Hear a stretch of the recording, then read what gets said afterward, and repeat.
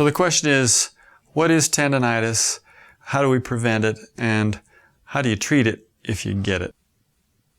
I have here a knee model. This is so I can show you what a tendon is. This is a right knee, but this is representative of the quadriceps tendon here. This is the kneecap, and this is the patellar tendon. So this is actually a fairly common site for tendonitis. Patellar tendonitis is really common among our jumping athletes.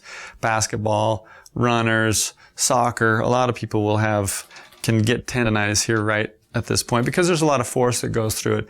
And like a lot of it is an inflammatory condition, and like a lot of inflammatory conditions, it happens with overuse. So what happens is there's too much force going through the tendon for the strength that it has to tolerate it. It doesn't rebuild fast enough, and so it starts to get inflamed and irritated, and it starts to break down. So the question is, how to avoid tendonitis? We push ourselves a lot with sports and other activities, and so sometimes it's hard to know how far is too much.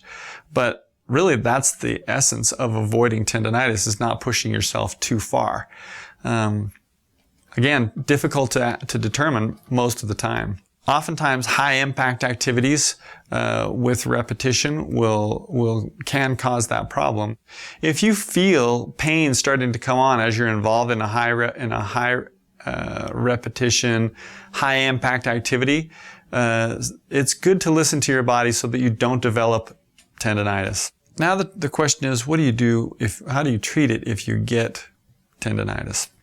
Well, it's important to decrease the inflammation. So taking an anti-inflammatory that your doctor would prescribe for you would be important.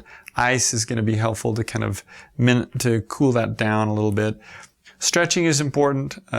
Gentle stretching. It's important not to get too aggressive with stretching. You can actually aggravate a tendonitis with too aggressive of stretching.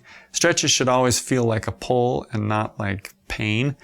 And so you can kind of guide your stretch with using pain as your guide. The other thing is using that part of your recovery program you're gonna need lots of repetitions with a very low load and light and very low impact. And so if you had patellar tendonitis, you'd ride a bike as part of your recovery. And also strength training is important. And it's important not to push too aggressively on the strength training because you can aggravate a tendonitis by pushing too hard. So again, light loads and usually letting pain be your guide is a good general rule of thumb.